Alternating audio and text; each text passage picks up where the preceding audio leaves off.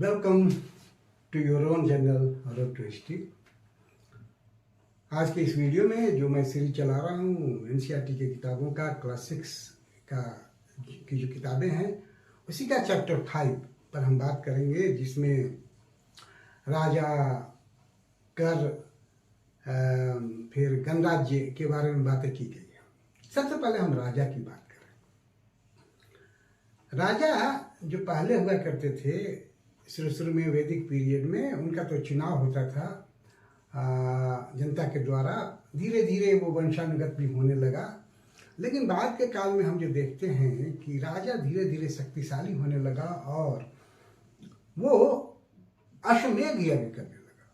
और अश्वमेध यज्ञ बेसिकली उसमें होता ये था कि कोई भी राजा जो ताकतवर हो जाता था वो अपने घोड़े को छोड़ता था और जिन जिन जगहों से वो घोड़ा गुजरता था, जिन जिन राज्यों से, अगर उस राज्य का राजा उस घोड़े को पकड़ लिया तो या तो उसको युद्ध करना पड़ता था, अगर पकड़ लिया तो उसको युद्ध करना है, युद्ध में अगर पराजित हो गया तो फिर वो अश्वमेध कर जो राजा कर रहा था उसके अंतर्गत आ जाता था। और जो लोग नहीं पकड़ते थे, घोड़े को अपने राज्य से गुजरने देते थे, वो स्वतः ही उस राजा का जो एक वर्चस्व है, अश्वमेध करने वाले राजा का जो वर्चस्व है, वो उसको मान लेते थे।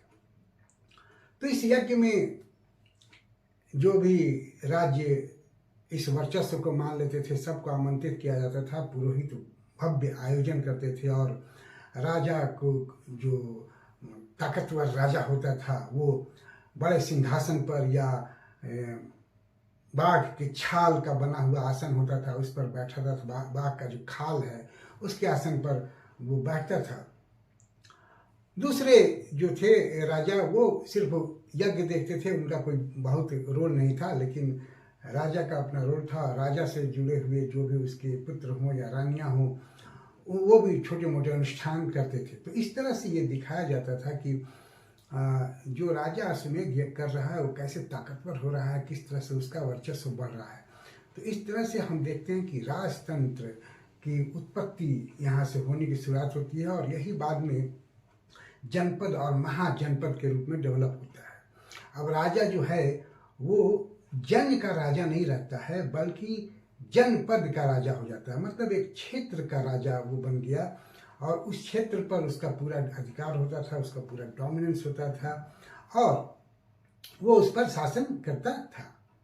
बहुत सारे खुदाइयों के आधार पर आर्कियोलॉजिस्ट ने कुछ जनपदों की जानकारी भी हासिल की है, जैसे दिल्ली में पुराना किला हुआ, फिर मेरठ में हस्तिनापुर हुआ, एटा में अतरंजी खेड़ा हुआ। तो खुदाइयों के आधार पर इनकी जानकारी प्राप्त हुई है, जहाँ से झोंपड़ियों और बस्तियों के बारे में जानकारी मिली है। बहुत सारे अनाज जो प्रयोग में आते थे उस समय, उसकी भी जानकारी मिली है। इससे हमको उस समय के लोगों के बारे में जानकारी प्राप्त होती है। बाद में यही जनपद महाजनपद के रूप में परिणत हो गए। कई जनपद आपस में मिल गए और कई जनपदों के आपस में मिलने से बड़े बड़े महाजनपदों का निर्माण हुआ। जो 6वीं शताब्दी ईसा पूर्व में हम जो 16 महाजनपदों की बात करते हैं, तो 16 महाजनपदों का निर्माण हुआ। और ये जो महाजनपद हुए, ये यहाँ के जो राजा हुए धीरे धीरे ताकतवर होने लगे और इनकी अपनी एक राजधानी होती थी। फिर अपना ये किला बनाते थे, बहुत सारे किला जो है जिसकी घेराबंदी की गई है, ईंटों से या पत्थरों से उसकी घेराबंदी की गई है, ताकि विदेशी आक्रमण या दूसरा राजा कोई आक्रमण करे तो उससे सुरक्षा प्रदान हो सके। मगध का हम देखेंगे तो मगध तो प्राकृतिक रूप से उसको घेराबंदी प्राप्त थी। तो इस पर हम डिटेल बाद में करेंगे। एक चीज़ यहाँ देखने की वाली बात है कि इतनी बड़ी जो किलाबंदी की गई तो उसमें मजदूरों की जरूरत पड़ती होगी, अथक परिश्रम की जरूरत पड़ती होगी। और अगर हम कहीं देखें तो कहीं ना कहीं राजा का यहाँ एक्सप्लॉयटेशन भी होता होगा। अब रेगुलर सेना रखी जाने लगी और इनको आहत सिक्कों के रूप में सैलरी दी जाने लगी, वेतन दिया जाने लगा। तो इस तरह से जब ये सारे परिवर्तन हुए तो टैक्सेशन सिस्टम, कर व्यवस्था में भी बदलाव हुआ। अब नियमित कर की जरूरत पड़ने लगी। जिस तरह से पहले वैदिक पीरियड में नियमित कोई कर नहीं लिया जाता था, तो इसलिए कि उस समय उसकी आवश्यकता नहीं थी। लेकिन अब ब्यूरोक्रेसी की डेवलपमेंट हुई, सैनिक रेगुलर रखे जाने लगे, तो नियमित कर की आवश्यकता पड़ गई और नियमित कर लिए जाने लगे। जैसे जो सबसे मुख्य कर था उस समय, क्योंकि लोग मुख्यतः कृषि आधारित अर्थव्यवस्था पर ही आधारित थे, ज़्यादातर लोग किसान ही थे, तो सबसे जो मुख्य कर था वो कृषि से लिया जाता था, एग्रीकल्चर से उपज का छठा हिस्सा वो लिया जाता था 1/6। दूसरा जो कर जिसको भाग कहते हैं, भाग नाम का ये कर लिया जाता था, उपज का छठा हिस्सा। दूसरा जो कर है वो व्यापारियों से भी कर लिया जाता था, जो व्यापारी सामानों की बिक्री करते थे तो उस पर भी उनसे टैक्स लिया जाता था। फिर जो पशुपालक थे, पशुपालक से भी पशु या पशु उत्पाद को कर के रूप में लिया जाता था। कुछ जो ऐसे लोग थे जो शिल्पी थे या कारीगर थे, वो राजा के लिए एक महीने में एक दिन वो काम करते थे और वो उनसे कर के रूप में लिया जाता था। जो जंगल में निवास करते थे उनसे भी कर लिया जाता था, जो जंगल के उत्पाद हैं वो कर के रूप में देते थे। तो इस तरह से टैक्सेशन सिस्टम का, करों का प्रावधान हुआ। कृषि में भी बदलाव आया, कृषि के क्षेत्र में बदलाव आने लगा। अब जो है वो हल में जो फाल होता है वो लोहे के फाल का उपयोग किया जाने लगा। पहले जिस तरह से लकड़ी का हल होता था, अब लकड़ी के हल का उपयोग नहीं होता था। इसका नतीजा ये हुआ कि जो मिट्टी थी, जो पहले हार्ड मिट्टी हुआ करती थी, जिसको लकड़ी के हल से जोता नहीं जा सकता था, उनको भी अब जोता जाने लगा। और इसका नतीजा ये हुआ कि उपज बढ़ी। अब जैसे चावल की खेती की बात करें तो उसमें उसके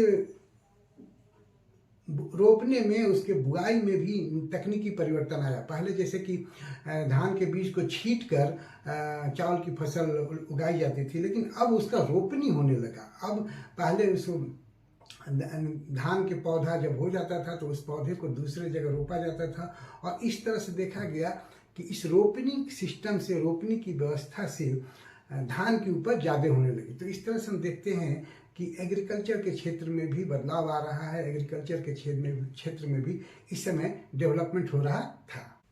अब इसी चैप्टर में दो और महत्वपूर्ण बातें की गई है। एक बज्जी की बात की गई है और एक मगध की बात की गई है। मगध जो राजतंत्र का प्रतिनिधित्व करता था, मोनार्की का प्रतिनिधित्व करता था, और बज्जी जो है वो रिपब्लिकन गवर्नमेंट को प्रतिनिधित्व करता था।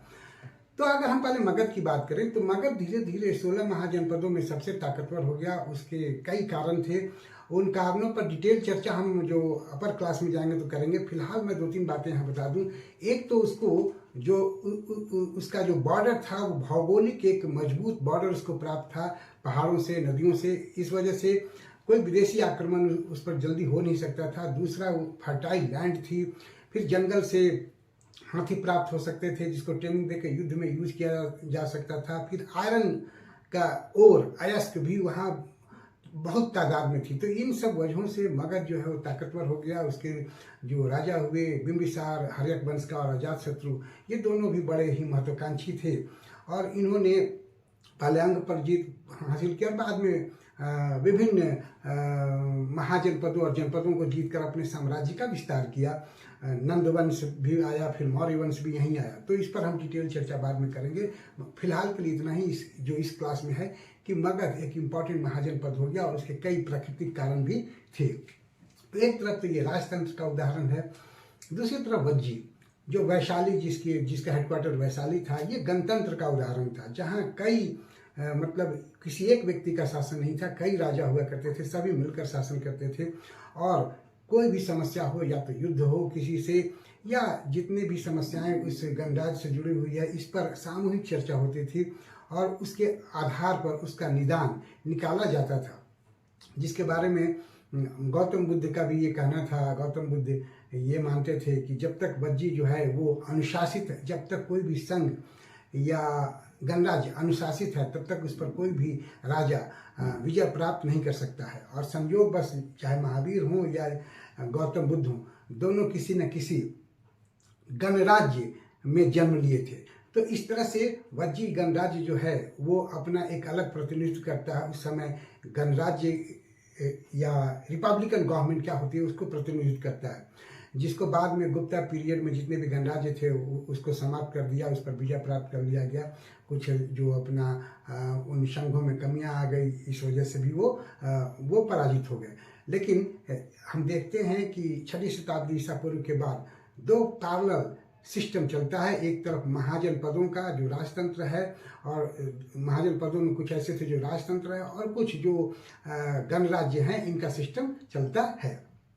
तो क्लास 6 का जो ये चैप्टर है, चैप्टर 5, इसमें यही बातें की गई है। हम फिर दूसरे चैप्टर के साथ आपके सामने उपस्थित रहेंगे। उम्मीद है कि ये आपके लिए फायदेमंद होगा। आप इसको, मेरे चैनल को सब्सक्राइब करें। मेरा टेलीग्राम पर भी एक चैनल है, आप उसको भी ज्वाइन करें। उस पर हम जो हायर क्लासेस के लिए या जो भी डिफरेंट कॉम्पिटिटिव एग्जाम्स हैं, उनके लिए हम मटेरियल भी देते हैं, वो भी आपको उपलब्ध होगा। Thank you for watching me. See you again with a new video.